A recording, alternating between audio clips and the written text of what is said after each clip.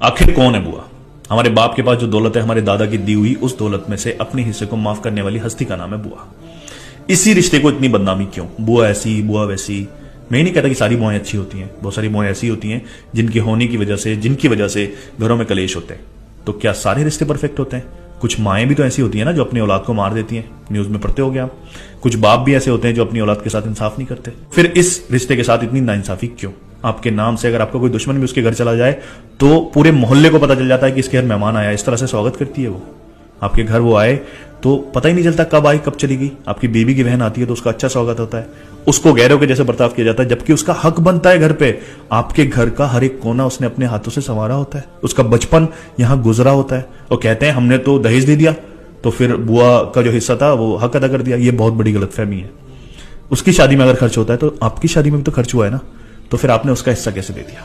उसका हक बनता है, या तो आप उसको दोगे या फिर वो माफ करेगी, वरना ऊपर जाके आपको देना पड़ेगा। एक भाई की कामयाबी बहन के पूरे गांव को पता होती है क्योंकि वो दिल से खुश होती है। बहन की दुआ भाई के लिए कभी रद्द नहीं होती। मां अगर चाहे तो इस रिश्ते की इज्जत करा सकती है क्योंकि वो खुद भी एक बुआ है, उसकी बेटियां भी कभी ना कभी बुआ बनेंगी। ये रिश्ते जो खुदा ने बना दिए हैं उन रिश्तों की कदर करनी चाहिए क्योंकि ये सच है, अगर किसी भी रिश्ते के साथ हम नाइंसाफी करेंगे तो उसका जवाब हमें देना है।